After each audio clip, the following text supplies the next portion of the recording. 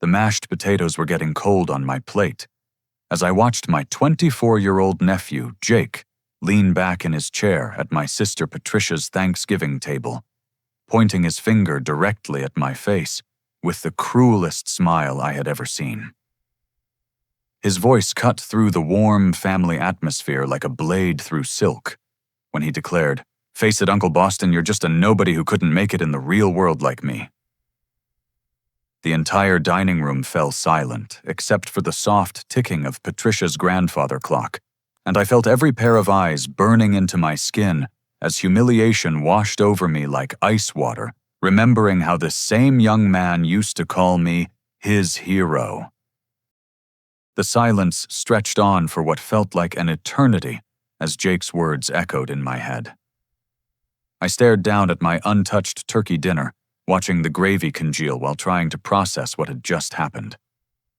The same kid who used to run to me with scraped knees and homework problems had just destroyed me in front of our entire family on what was supposed to be a day of gratitude and togetherness. My mind drifted back 12 years to when Jake was just a scared 12-year-old boy whose world had been turned upside down by his parents' messy divorce. Patricia had been working double shifts at the hospital just to keep their small apartment, and Jake was struggling in school, angry at the world and taking it out on everyone around him. I stepped in without hesitation, picking him up from school 3 days a week, teaching him how to throw a curveball in the backyard until the streetlights came on, and helping him with algebra problems that made him want to punch holes in the wall. I remembered the Saturday mornings we spent at Denny's, where Jake would order chocolate chip pancakes and tell me about his dreams of becoming successful, like the businessmen he saw on television. He wanted to wear expensive suits and drive luxury cars, but more than anything, he wanted to make his mom proud after everything she had sacrificed for him. I encouraged those dreams even when other family members dismissed them as childish fantasies. When Jake turned 16, I bought him his first car, a used Honda Civic with 120,000 miles on it, but it was his ticket to freedom and responsibility. I taught him how to check the oil change a tire and navigate the insurance process because Patricia was too overwhelmed to handle those details. Jake hugged me that day and promised he would never forget what I had done for him. College application season brought new challenges when Patricia realized she could not afford the fees for Jake to apply to decent universities. Without telling her, I quietly paid for his applications to 8 different schools, including the state university, where he eventually earned his degree in business administration. When he graduated summa cum laude 3 years ago, Jake thanked me in his speech, calling me the father figure who never gave up on him. But somewhere between graduation and landing his current position as a junior analyst at Morrison Financial Group, something had changed in Jake.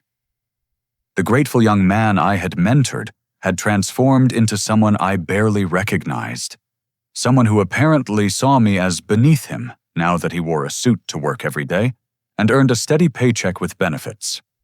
My own situation had deteriorated rapidly over the past 6 months, when my digital marketing consultancy lost 3 major clients to budget cuts and economic uncertainty. The clothing retailer that had been my biggest account for 4 years suddenly terminated our contract when their parent company decided to bring all marketing functions in-house. 2 weeks later, the local restaurant chain that provided my second largest revenue stream filed for bankruptcy after struggling to recover from pandemic losses that never fully healed. The third client, a medical equipment distributor, simply stopped returning my phone calls and emails until their secretary finally informed me they were switching to a larger agency in Chicago. 26 months of building relationships, understanding their unique challenges, and delivering consistent results meant nothing when corporate decision-makers decided to prioritize cost savings over partnership loyalty.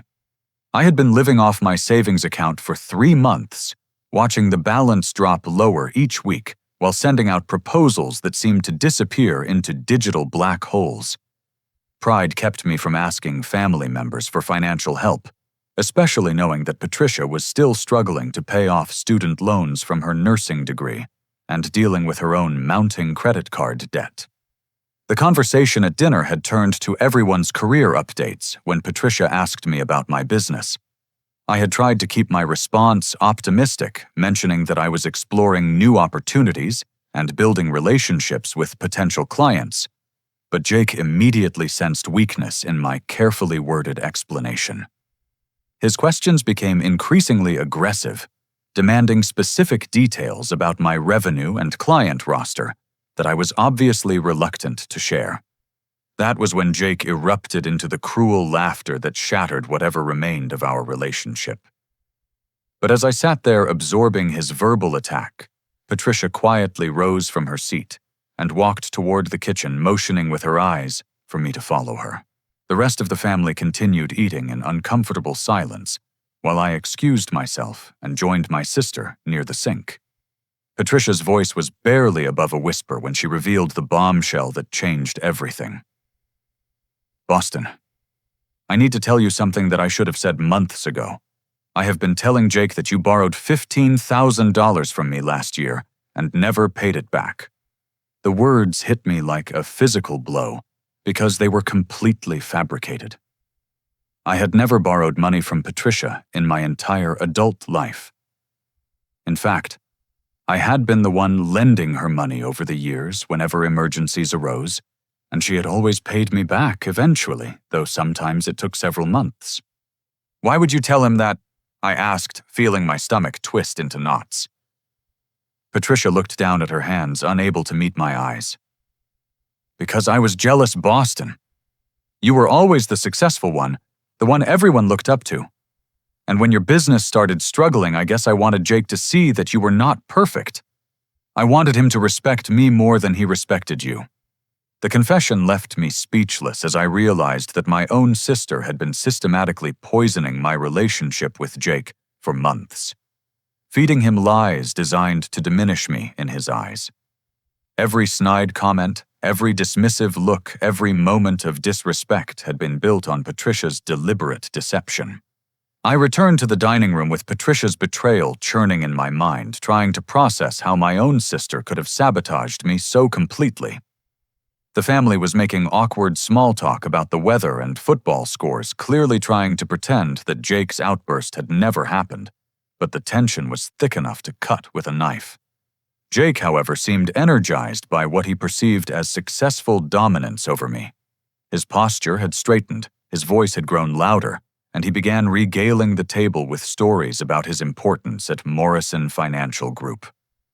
He described his role as a junior analyst, like he was running the entire company, dropping his boss's name, Tyler Morrison, repeatedly, while explaining how he was being considered for a major promotion that would put him in charge of client relationships. Tyler Morrison himself told me that I have the best analytical mind he has seen in years. Jake announced, cutting his turkey with theatrical precision. He said, I am exactly the kind of forward-thinking employee that Morrison Financial needs to stay competitive in today's market. Uncle Frank, Patricia's older brother, who had driven down from Portland for the holiday, nodded politely while clearly trying to steer the conversation toward safer territory. That sounds like a great opportunity, Jake. Your mother must be very proud of your progress. But Jake was not interested in gracious acceptance of compliments. His success was meaningless unless it was measured against someone else's failure, and I had become his preferred target for comparison. He turned his attention back to me with renewed vigor, his eyes bright with malicious pleasure. The difference between Uncle Boston and me, he continued, is that I understand how to succeed in the real world. I do not sit around waiting for clients to call me back or making excuses about economic conditions. I go out there and make things happen, which is why Tyler trusts me with the firm's most important accounts. Aunt Helen, Frank's wife, shifted uncomfortably in her chair. Jake, maybe we should talk about something else. This is supposed to be a family celebration. No, I think this is important, Jake replied, his voice taking on a lecturing tone that made my skin crawl. Uncle Boston needs to understand that his approach to business is completely outdated. You cannot run a consultancy like it is still 1995. You need to adapt, innovate, and most importantly, you need to have the skills that clients actually want to pay for. He paused to take a sip of wine before delivering his next verbal assault. The truth is, Uncle Boston never really had what it takes to compete at the highest levels. His business worked for a while because the market was less sophisticated, but now that companies have access to real professionals, his little operation was bound to fail. My cousin Sarah Frank's daughter, who worked as a teacher in Seattle, finally spoke up. "Jake, I think you are being unnecessarily harsh. Everyone goes through difficult periods in their careers." Jake's response revealed just how far he had fallen from the respectful young man I once knew. "Sarah, with all due respect, you are a public school teacher. You do not really understand how competitive business works. In my world, results are the only thing that matters, and Uncle Boston simply has not delivered results." The comment about Sarah's profession was so dismissive and cruel that even Patricia looked shocked. Sarah had dedicated her life to educating children in underserved communities, often spending her own money on classroom supplies, and Jake had just reduced her noble calling to something insignificant. But Jake was not finished with his character assassination. He brought up my divorce from Jennifer 2 years ago, describing it as evidence of my inability to maintain important relationships. He mentioned my decision not to have children, suggesting that it demonstrated a lack of commitment and responsibility. Every personal detail that should have been off-limits in family conversation became ammunition for his attack. "The pattern is obvious," Jake declared, gesturing with his fork like he was presenting evidence in a courtroom. "Failed marriage, no kids, declining business, living off savings instead of generating income. These are not the hallmarks of a successful man." Uncle Frank tried once more to intervene. "Jake, I think you have made your point. Let us try to enjoy the rest of our meal." But Jake was too intoxicated by his perceived power to stop. He reached into his pocket and pulled out his smartphone, opening the camera app with a grin that made my blood run cold. "Actually, I think my coworkers would find this pretty entertaining. They are always talking about their crazy family members, and I never had any good stories to share." He pointed the phone's camera directly at me and pressed the record button. "Hey everyone at Morrison Financial. I want you to meet my Uncle Boston, the guy who likes to give career advice, but cannot even keep his own business running." The sight of that phone camera recording my humiliation was the final straw. Every emotion I had been suppressing since Jake's first cruel comment came rushing to the surface. But instead of the explosion he was clearly hoping to provoke, I felt something else entirely. A cold, calculating clarity settled over me as I remembered something crucial that Jake had no idea about. Tyler Morrison. Jake's boss, the man whose name he had been dropping all evening like a badge of honor. Tyler Morrison was not just some random executive who happened to employ my nephew. Tyler Morrison was my college roommate and fraternity brother at State University, one of my closest friends for 4 years of undergraduate study. We had lost touch after graduation when Tyler moved to New York for his MBA program, and I stayed local to start my first business venture. But 2 years ago, we had reconnected through social media and had been having periodic phone conversations about life, business, and the challenges of building something meaningful in an uncertain economy. I suddenly recalled our most recent conversation just 3 weeks ago when Tyler had mentioned being frustrated with staffing issues at his firm. He had inherited several problem employees when he took over Morrison Financial from his retiring father, and he was struggling to decide which ones could be reformed and which ones needed to be replaced. Tyler had specifically mentioned having to make some difficult personnel decisions before the end of the year. Jake continued filming my reaction, completely unaware that he was documenting his own downfall. He began bragging about his sophisticated understanding of financial markets and his ability to impress clients with his analytical insights. But then he made a crucial mistake that would soon cost him everything. "The best part about working for Tyler Morrison," he said, still recording, "is that he is so trusting that I can get away with anything.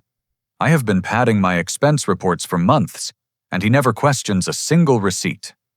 Plus, there is this colleague named Amanda who does all the research work, but I take credit for her analysis in my presentations. Tyler thinks I am some kind of genius, but really I am just smarter than everyone else about working the system. My mouth went dry as I realized that Jake had just confessed to fraud and workplace theft while recording himself. But more importantly, he had revealed that he was stealing credit from Amanda, who I suddenly remembered Tyler mentioning as his niece, who had recently joined the firm as a research analyst. Jake was not just any problem employee that Tyler was considering terminating. He was actively stealing from the company and taking credit for the work of Tyler's own family member, all while demonstrating the exact kind of arrogance and lack of integrity that Tyler despised in business relationships. As Jake continued his recorded monologue about my failures and his superiority, I excused myself from the table with a calm that surprised everyone, including myself. "I need to make a quick phone call," I said, standing up slowly and walking toward the bathroom with deliberate steps. The time for enduring humiliation was over.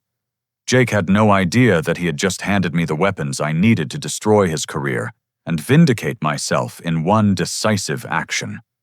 But more than revenge, I was about to reconnect with an old friend who could offer me something far more valuable than satisfaction. A genuine opportunity to rebuild my life on a foundation stronger than anything I had constructed before. I locked the bathroom door behind me and sat down on the edge of Patricia's bathtub, pulling out my phone with hands that were surprisingly steady, despite everything that had just happened. Jake's voice was still audible through the thin walls as he continued his performance for the camera, describing my various inadequacies for his future audience at Morrison Financial. But his words were triggering a flood of memories about Tyler Morrison that I had not thought about in months. Tyler and I had lived together in the Delta Sigma Pi house during our junior and senior years at State University, sharing late-night conversations about our dreams and fears while struggling through advanced economics courses that nearly broke both of our spirits. Tyler had always been the more ambitious one, talking about following his father into the family financial services business and eventually expanding it beyond their small regional footprint. I preferred the creative aspects of business gravitating toward marketing and communications rather than the numbers-driven world that fascinated Tyler. We complemented each other perfectly during group projects, with Tyler handling financial analysis, while I developed presentation strategies and client relationship approaches. Our friendship had deepened during Tyler's personal crisis in senior year when his longtime girlfriend Chelsea broke up with him 2 weeks before graduation, claiming that he was too focused on his career ambitions to be emotionally available for a serious relationship. Tyler had been devastated, questioning everything about his priorities and his vision for the future. I spent countless hours that final semester helping Tyler work through his doubts, reminding him that success in business did not require sacrificing his capacity for meaningful relationships. We had long discussions about the importance of treating employees and clients with genuine respect rather than viewing them as mere instruments for profit generation. After graduation, Tyler moved to New York to pursue his MBA at Columbia, while I stayed in state to launch my first marketing venture with 2 other classmates. We exchanged emails and phone calls regularly during his first year of graduate school, but the demands of building a business and his intensive academic schedule gradually reduced our contact to holiday greetings and occasional social media interactions. When Tyler returned home 5 years later to join his father's firm, we met for dinner a few times, but our lives had moved in different directions.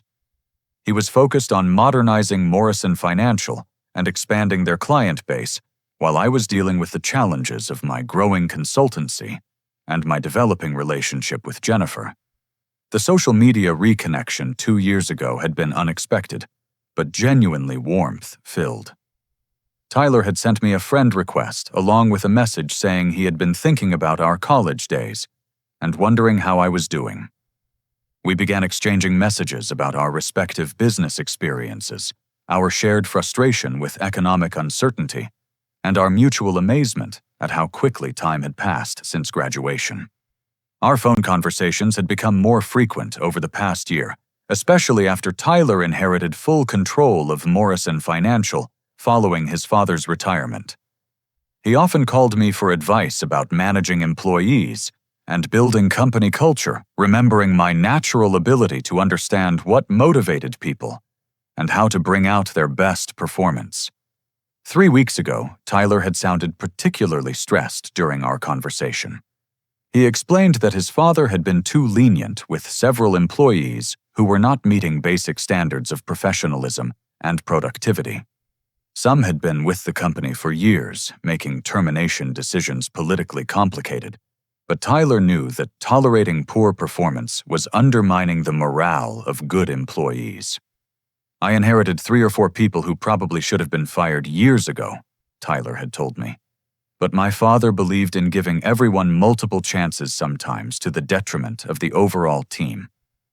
I am trying to document performance issues carefully so that when I do make changes, they are based on clear evidence rather than personal impressions." He had specifically mentioned having one employee who was technically competent, but displayed an attitude problem that was affecting relationships with both colleagues and clients.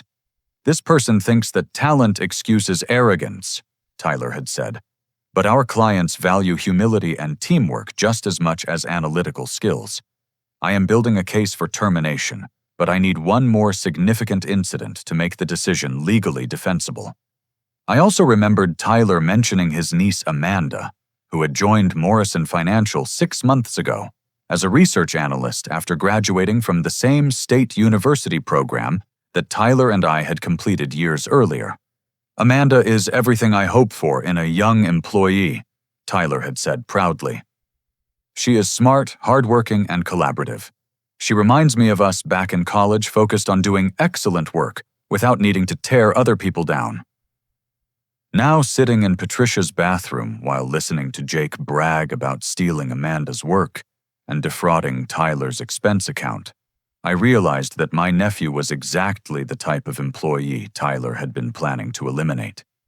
Jake had no idea that his behavior had already put him on thin ice with management, or that his boss valued integrity and teamwork above the individual performance metrics that Jake believed were protecting his job. But Jake's confession about taking credit for Amanda's research work elevated his misconduct from merely problematic to absolutely unforgivable. Tyler was not just Amanda's boss. He was her uncle and mentor, someone who had specifically hired her because he believed in her potential and wanted to give her opportunities to grow professionally. Learning that Jake had been systematically stealing credit for Amanda's contributions, while portraying her as less capable, would trigger every protective instinct Tyler possessed. And discovering that Jake had been mocking Tyler behind his back, calling him naive and easy to manipulate, would destroy any remaining possibility of redemption or second chances. I scrolled through my phone contacts until I found Tyler's number, noting that it was only 7:30 in the evening on Thanksgiving Day. Tyler was probably at home with his own family, enjoying the holiday, without any awareness that one of his employees was currently filming a video that would end his career at Morrison Financial. The irony was almost too perfect to believe. Jake thought he was documenting my humiliation for his coworkers' entertainment, but instead, he was creating evidence of his own professional misconduct while unknowingly targeting the uncle of his boss's favorite employee. As I prepared to make the call that would change everything, I felt a sense of calm determination rather than vindictive excitement. This was not about revenge or personal satisfaction. This was about justice, accountability, and the natural consequences that follow when someone chooses cruelty and dishonesty over integrity and respect. Jake had spent the evening trying to demonstrate his superiority by tearing me down. But he was about to learn that true power comes from building genuine relationships based on mutual trust and shared values. Tyler and I had maintained our friendship across years and geographic distance because we treated each other with consistent respect and authenticity. Jake's approach to relationships was purely transactional and manipulative. He viewed Tyler as a resource to be exploited rather than a leader to be respected. He saw Amanda as competition to be undermined rather than a colleague to be supported. And he treated me as a target for public humiliation rather than a family member deserving basic dignity. I pressed Tyler's contact information and selected the FaceTime option, knowing that a video call would carry more emotional impact than a simple phone conversation. While the call connected, I could hear Jake's voice growing louder in the dining room, apparently building toward some kind of crescendo in his recorded performance. The timing could not have been more perfect. In about 60 seconds, Jake would discover that the business world was much smaller and more interconnected than his arrogance had allowed him to imagine. Tyler's face appeared on my phone screen. After 3 rings, his familiar smile immediately warming my spirits, despite the chaos swirling around me.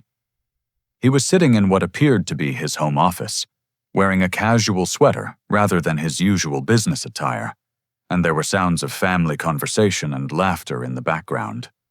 "Boston, great to hear from you, buddy," Tyler said, his voice carrying genuine enthusiasm. "Happy Thanksgiving. How are you doing?" "Tyler, good to see you too," I replied, keeping my voice low so the family in the dining room would not overhear our conversation. "I hope I am not interrupting your family time, but something has come up that I think you need to know about." Tyler's expression shifted slightly as he picked up the serious undertone in my voice. "No problem at all. What is going on?" I took a deep breath and chose my words carefully. "I am at my sister's house for Thanksgiving dinner, and I have been having an interesting conversation with my nephew, Jake, about his job. He mentioned that he works for you at Morrison Financial." Tyler's eyebrows rose with surprise and recognition. Jake Patterson is your nephew." "Wow, what a small world. He mentioned having family in the area, but I had no idea you two were related."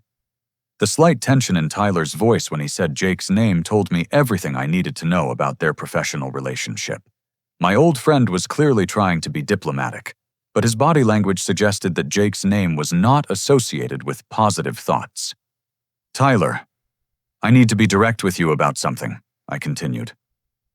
"Jake has been sharing some details about his work that I think you should be aware of. Specifically, he has been bragging about padding his expense reports and taking credit for research work done by your analyst, Amanda." Tyler's face went completely still, his casual demeanor evaporating as the implications of my words sank in. "Are you absolutely certain about this, Boston? Those are serious accusations. He just finished telling our entire family about it while filming a video for his coworkers," I explained. "He seemed to think it demonstrated his cleverness and your naivety. He also made some very disrespectful comments about Amanda's capabilities." Tyler set down whatever he had been holding and leaned closer to the camera. "Boston, this is exactly the kind of behavior I have been trying to document. Jake has been on thin ice for months due to attitude problems and client complaints, but I needed concrete evidence of misconduct to justify termination."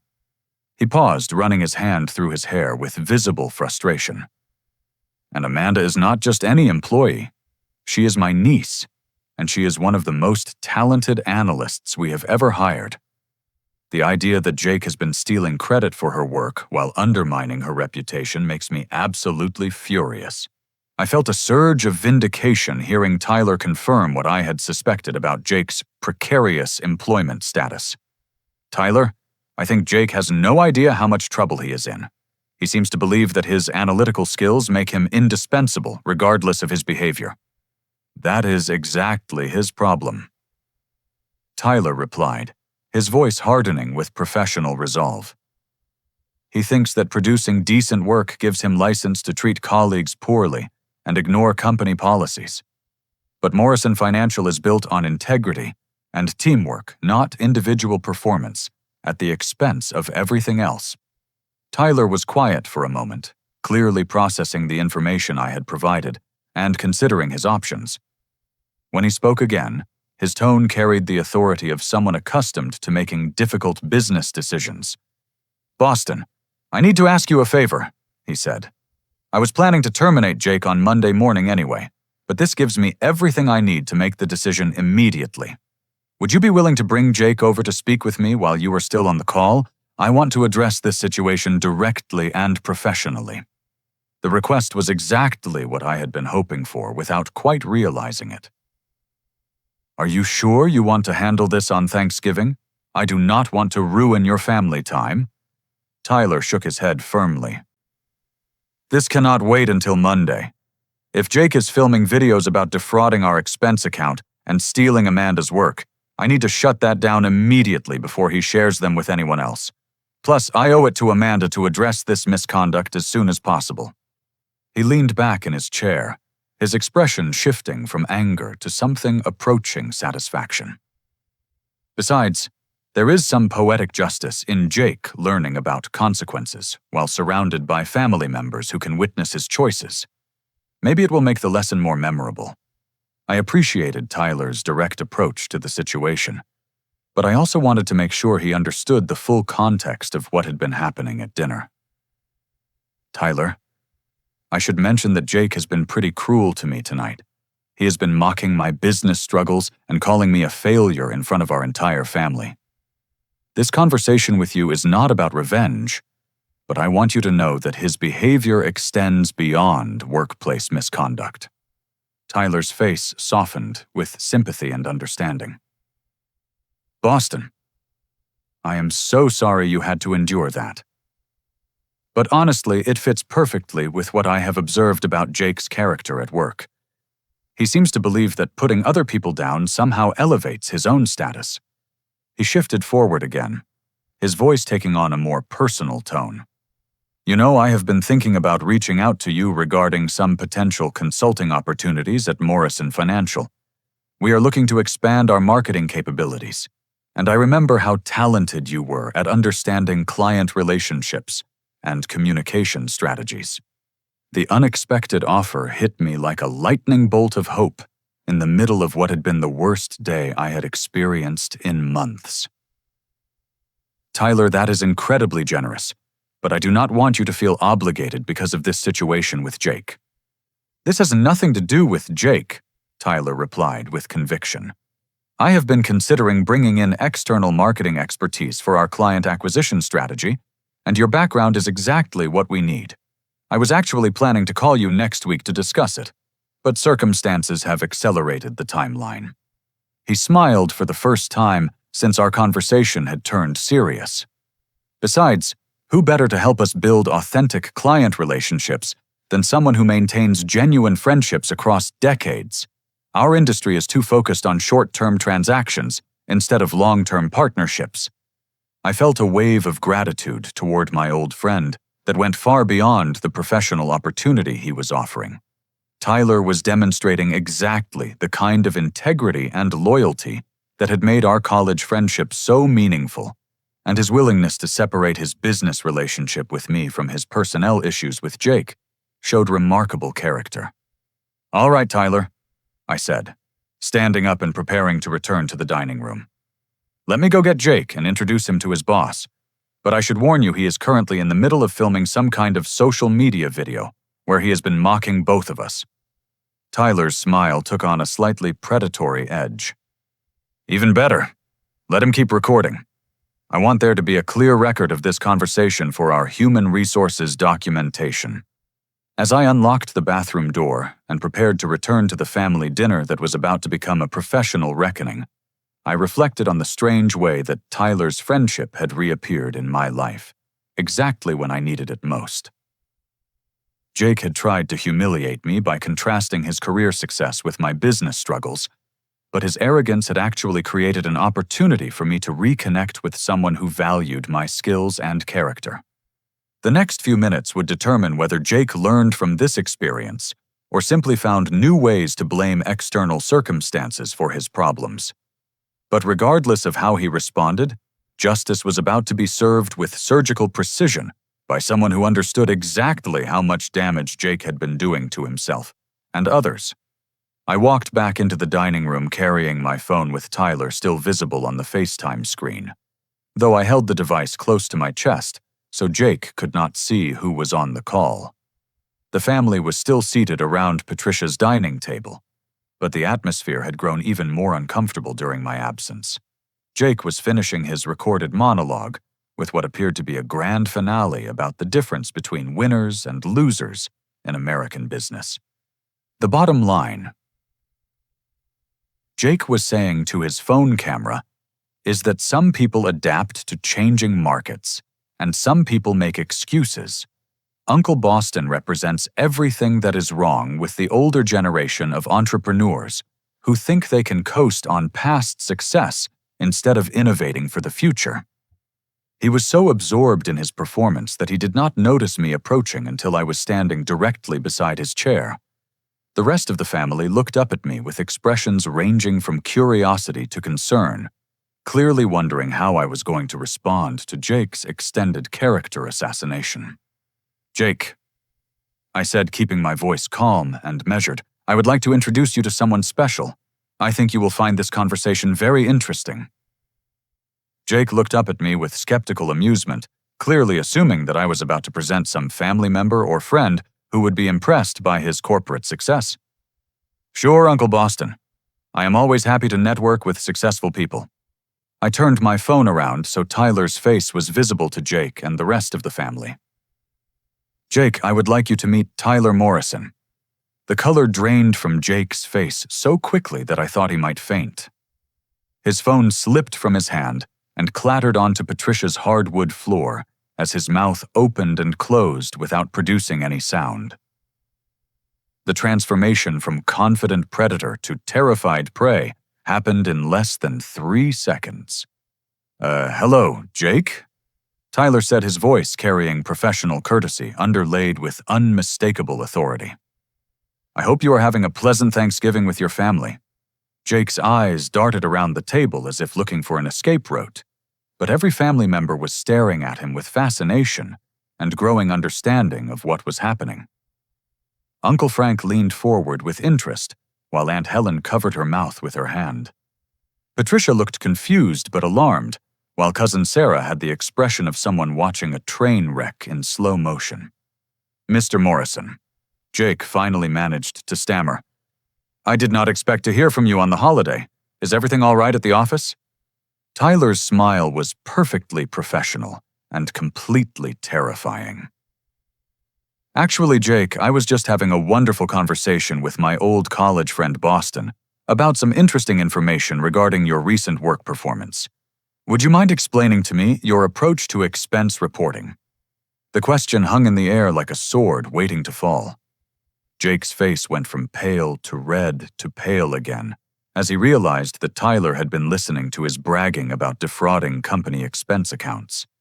His hand started to shake slightly as the magnitude of his situation began to sink in. "Sir, I think there may have been some misunderstanding," Jake said, his voice cracking with desperation. "I have always followed all company policies regarding expense reporting." Tyler's expression did not change, but his tone became incrementally colder. "Jake, I have been monitoring our expense account irregularities for the past 2 months. We have documentation of restaurant charges that exceed reasonable business meal costs, hotel expenses for trips that were not pre-approved, and transportation costs that do not align with your submitted itineraries." He paused to let the implications sink in before continuing. "But more importantly, I am very interested in your comments about taking credit for Amanda's research work. As you know, Amanda is not just a valued employee. She is my niece." Jake's face went ashen as this final piece of information destroyed whatever remaining hope he might have harbored for talking his way out of trouble. The family watched in stunned silence as Jake's carefully constructed facade of professional competence crumbled in real time. "Mr. Morrison, I never said anything about Amanda." Jake protested weakly, even though everyone at the table had clearly heard him bragging about stealing her work just minutes earlier. Tyler's response was swift and decisive.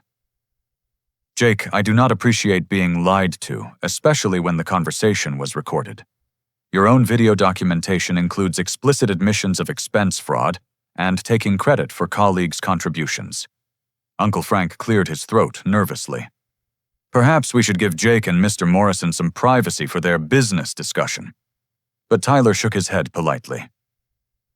Actually, I think it is appropriate for Jake's family to understand the situation. This affects more than just his employment. It reflects his character and integrity. He turned his attention back to Jake, with the focused intensity of someone delivering a well-deserved verdict. Jake, based on your admitted violations of company expense policies and your documented theft of Amanda's intellectual contributions, I am terminating your employment with Morrison Financial effective immediately. The words hit Jake like physical blows. He started to hyperventilate, his breathing becoming shallow and rapid as panic set in. Mr. Morrison, please, I can explain everything. I was just joking around with my family. I would never actually do those things. Tyler's voice remained steady and professional. Jake, security will escort you from the building on Monday morning to collect your personal belongings. Your access to company systems has already been revoked, and we will be conducting a full audit of your expense reports and project contributions. Jake tried one more desperate appeal. Sir, I have learned my lesson. This will never happen again. I am a valuable employee who just made some poor judgment calls. But Tyler's decision was final and non-negotiable. Jake, this was not a momentary lapse in judgment. This represents a pattern of dishonesty and disrespect that is incompatible with our company values. The decision is final. As Jake sat in his chair looking utterly defeated, Tyler's expression softened slightly as he addressed me. Boston, I want to thank you for bringing this situation to my attention. Your integrity and loyalty to honest business practices is exactly why I respect you so much. He smiled warmly before delivering his final surprise of the evening. And, as I mentioned earlier, I would like to offer you a consulting contract with Morrison Financial. We need someone with your expertise in client relationship management and digital marketing strategy. The contract would be worth approximately $60,000 over 6 months, with potential for extension based on results. The offer was more money than I had earned in the previous 12 months combined. Jake's attempt to humiliate me had resulted in the best professional opportunity I had received in years, while his own career had been destroyed by his arrogance and dishonesty. Patricia looked back and forth between Jake and me with dawning comprehension of how completely the evening's power dynamic had shifted. The nephew who had been mocking my failures was now unemployed and facing potential legal consequences for fraud, while I had just received a lucrative contract from his former boss. Tyler, I accept your offer gratefully, I said, unable to keep the smile off my face. I look forward to working together again after all these years. Tyler nodded with satisfaction. Excellent. I will have our legal team prepare the contract documents tomorrow, and we can begin planning your engagement as soon as you are ready. As Tyler ended the FaceTime call, and Jake sat in stunned silence processing the wreckage of his career, I realized that genuine relationships and authentic character had just triumphed over manipulation and arrogance in the most decisive way possible.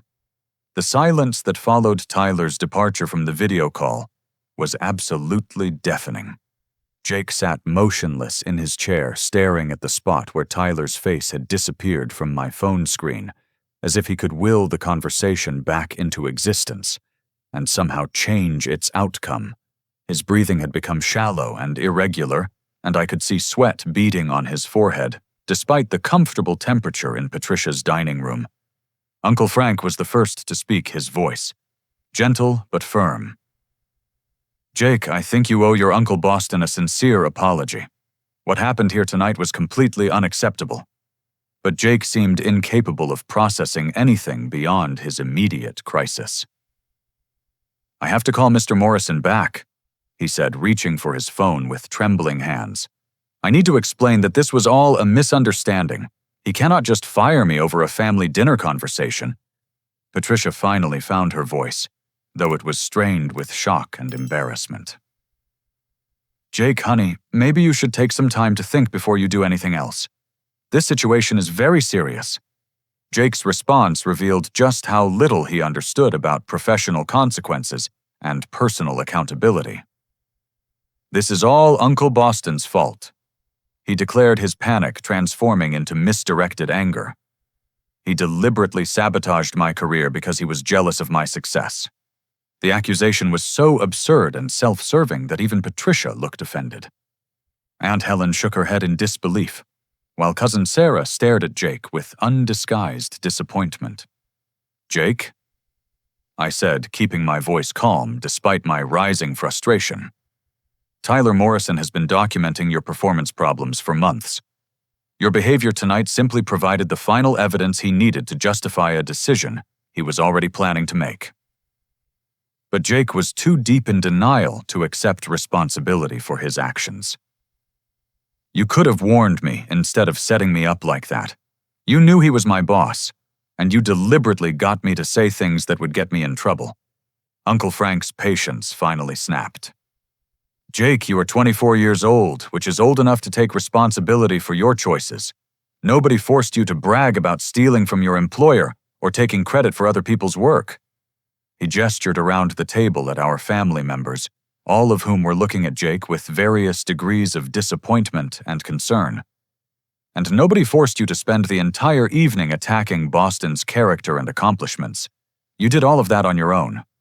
Jake's face crumpled as the reality of his situation began to penetrate his defensive anger. "But I worked so hard to get that job," he said, his voice breaking with emotion. "I graduated summa cum laude. I put in 60-hour weeks. I was supposed to get promoted next year. Hard work means nothing if you couple it with dishonesty and arrogance," Aunt Helen said quietly. "Your education and long hours do not give you the right to treat people poorly or steal from your employer." Patricia, who had been silent since her earlier confession about poisoning Jake's opinion of me, finally spoke up with visible shame in her voice. "Jake, I need to tell you something that might explain part of what happened tonight." She took a deep breath before continuing. "I told you that Boston borrowed money from me and never paid it back, but that was completely untrue.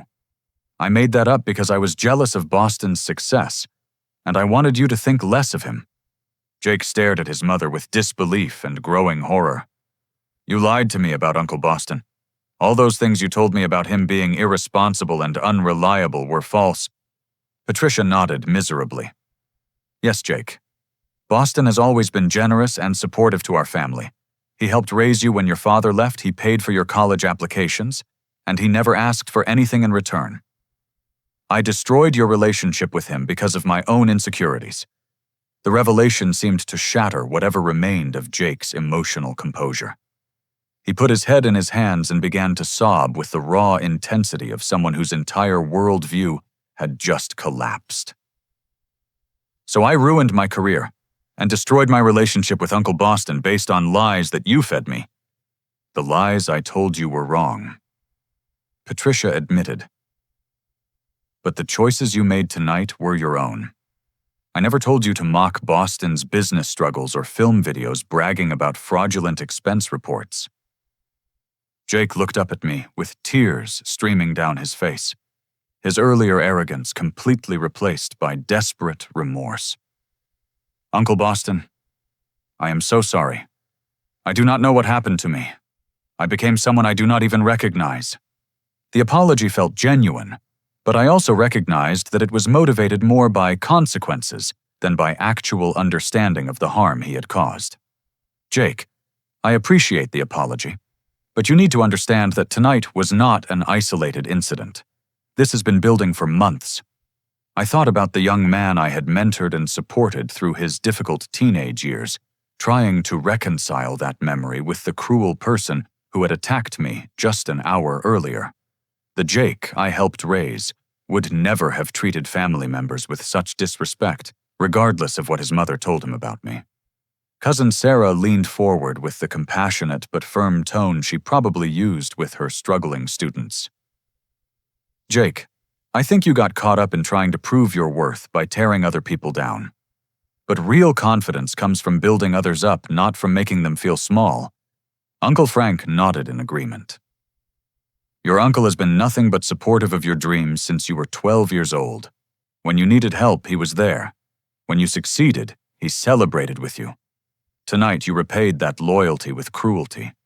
Jake's shoulders shook with the weight of his recognition and regret. "I know I messed up everything. My job, my family relationships, my reputation. I do not know how to fix any of this." "You start by taking full responsibility without making excuses," I said. "And then you spend the time necessary to figure out how you became someone who thought fraud and cruelty were acceptable ways to achieve success." Patricia wiped tears from her own eyes as she addressed her son. "Jake, we both need to do some serious soul-searching about our choices and our values. This evening has shown us sides of ourselves that we should be ashamed of." As the family began to process the emotional wreckage of the evening, my phone buzzed with a text message from Tyler Morrison. "Boston, I wanted to follow up on our conversation. I meant everything I said about the consulting opportunity. This situation with Jake does not change my professional respect for your abilities. Looking forward to working together again." The message reinforced something important that had gotten lost in the drama of Jake's termination. Tyler's offer was not a consolation prize or a gesture of sympathy related to my family situation. It was a legitimate business opportunity based on our friendship and his confidence in my professional capabilities. I looked around Patricia's dining room at my family members, each of them processing the evening's events in their own way. Jake was confronting the consequences of choices that had transformed him from a promising young professional into an unemployed fraud facing potential legal consequences. Patricia was grappling with how her jealousy and deception had contributed to the destruction of multiple relationships. But Uncle Frank, Aunt Helen, and Cousin Sarah were looking at me with new respect and understanding. They had witnessed not only Jake's downfall, but also my ability to maintain dignity under attack and to leverage genuine relationships into meaningful opportunities. The evening had been painful and dramatic, but it had also revealed fundamental truths about character integrity and the long-term consequences of how we choose to treat other people. Jake and Patricia would have to live with the results of their dishonesty and cruelty, but I would move forward with new opportunities built on authentic friendships and professional respect. Justice had been served not through revenge or manipulation, but through the natural consequences that follow when genuine relationships encounter deliberate deception and arrogance. 3 weeks later, I was sitting in Tyler Morrison's office at Morrison Financial, reviewing the digital marketing strategy we had developed for their client acquisition campaign. The consulting contract had officially begun the Monday after Thanksgiving, and the work was challenging in exactly the ways I had missed during my months of struggling with unresponsive prospects and declining revenues. Tyler and I had fallen back into our old collaborative rhythm as if the intervening years had never happened. He provided analytical frameworks and financial insights, while I developed communication strategies and relationship-building approaches. The project was ahead of schedule and generating enthusiasm from both existing clients and prospective accounts. Boston. I have to say, bringing you onto this project was one of the best business decisions I have made this year. Tyler said, reviewing our latest presentation materials. Your approach to client relationships is exactly what our industry needs more of. Amanda Morrison, Tyler's niece and the research analyst whose work Jake had been stealing, knocked on the office door and entered with a stack of market analysis reports. She was a bright, hard-working young woman whose talents had been overshadowed by Jake's manipulative behavior, but now she was flourishing in an environment that recognized and rewarded her contributions. These are the sector analysis reports for the healthcare accounts, Amanda said, placing the documents on Tyler's desk. I have also prepared supplementary research on regulatory trends that might affect their investment strategies. Tyler smiled proudly at his niece. Amanda, your research continues to exceed expectations. Boston, have you had a chance to review Amanda's work on the pharmaceutical sector analysis? I have, and it is absolutely impressive, I replied honestly. Her insights into regulatory compliance costs could help our clients avoid some very expensive mistakes. Amanda beamed at the recognition, and I reflected on how different the office atmosphere was without Jake's toxic presence. Employees were more collaborative, more willing to share ideas, and more focused on collective success rather than individual competition. Tyler had mentioned that Jake had attempted to contact him several times in the days following his termination, leaving voicemails that alternated between apologies and attempts to negotiate some form of reinstatement. But Tyler had made it clear that the decision was final and that any further contact should go through the company's legal department. "Have you heard anything about how Jake is handling his situation?" Tyler asked, apparently reading my thoughts. "Patricia told me that he is staying with her while he looks for new employment," I said. "She also mentioned that he has been struggling to get interviews because word travels quickly in your industry." Tyler nodded grimly. "Financial services is a small community, especially at the regional level. When someone is terminated for fraud and misconduct, other firms hear about it pretty quickly." Amanda looked uncomfortable discussing Jake's downfall, which spoke well of her character despite everything he had done to undermine her. "I hope he learns from this experience," she said quietly. "Everyone deserves a chance to change and grow." Her gracious attitude reminded me of conversations Tyler and I had during college about the importance of maintaining integrity, even when dealing with people who had treated us poorly. Amanda had inherited that same ethical foundation that had made Tyler such a trusted friend and business partner. My phone buzzed with a text message from Patricia asking if I would be willing to have lunch with Jake sometime in the coming week. She explained that Jake wanted to apologize in person and to try to rebuild our relationship, but she understood if I was not ready for that conversation. I showed the message to Tyler, curious about his perspective on forgiveness and second chances in professional contexts. "What do you think? Is it worth trying to salvage something from this situation?" Tyler considered the question carefully. "I think that depends on whether Jake is truly committed to understanding what went wrong, or whether he is just looking for ways to minimize the consequences of his choices." He leaned back in his chair, his expression thoughtful. "In my experience, people who blame external circumstances for their problems rarely change their underlying behavior patterns. But people who take genuine responsibility sometimes use their mistakes as catalysts for real personal growth." Amanda offered her own insight. "Maybe you could meet with him, but keep your expectations realistic. People can change, but only if they really want to." I decided to accept Patricia's request for a lunch meeting, partly because I was curious about Jake's current mindset, and partly because I believed in giving people opportunities to demonstrate growth and accountability. But I would approach the conversation with clear boundaries and realistic expectations about what could be accomplished. That evening, I returned to my apartment and reflected on the remarkable transformation my life had undergone in just 3 weeks. The consulting contract with Morrison Financial was providing financial stability and professional satisfaction that exceeded anything I had experienced in my previous independent work. Tyler was already discussing the possibility of extending our arrangement into a long-term partnership that could evolve into a permanent position if both parties remained satisfied with the results. More importantly, the entire experience had reminded me of the value of maintaining authentic relationships based on mutual respect and shared values.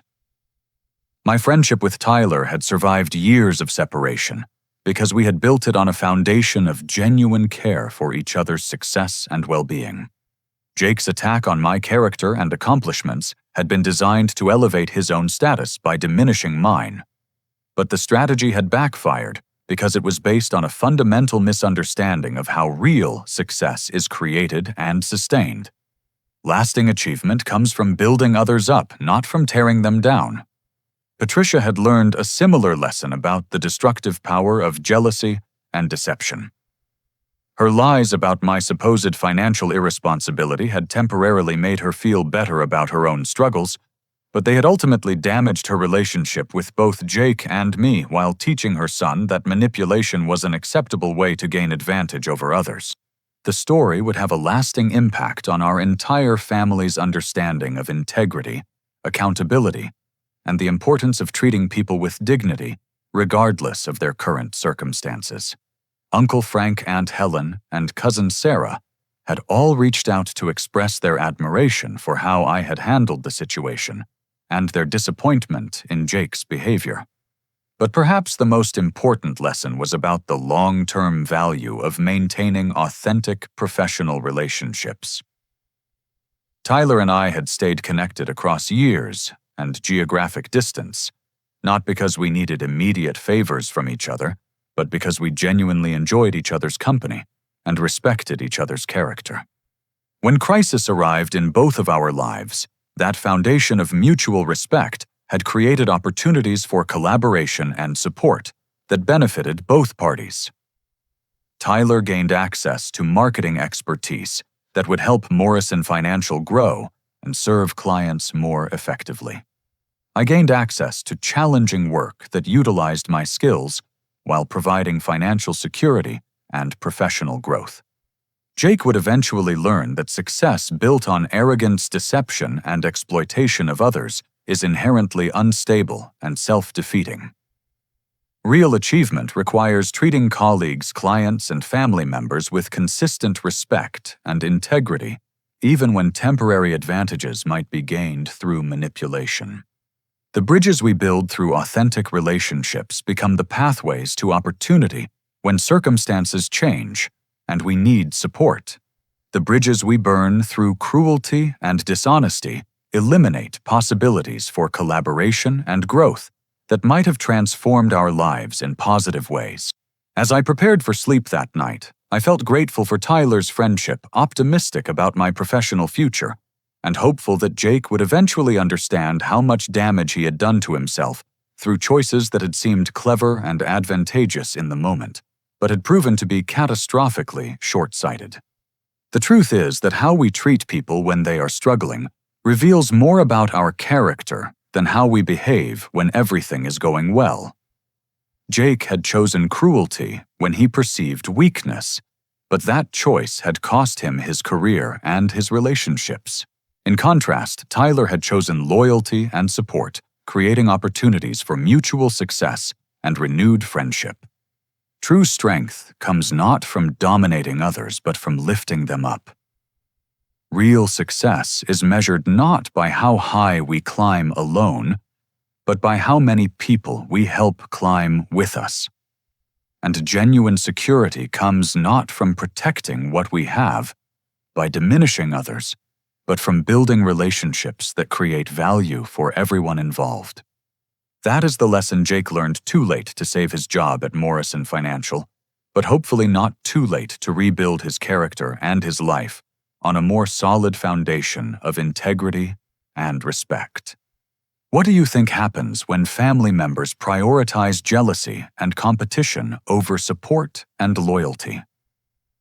Have you ever experienced a situation where authentic relationships proved more valuable than professional achievements or workplace politics?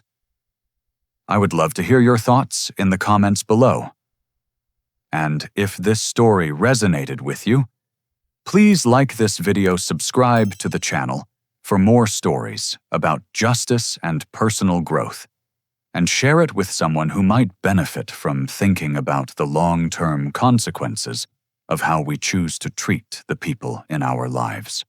Thank you for listening, and I hope this story reminds you that genuine relationships and authentic character will always triumph over manipulation and arrogance, even when it seems like dishonesty has the temporary advantage.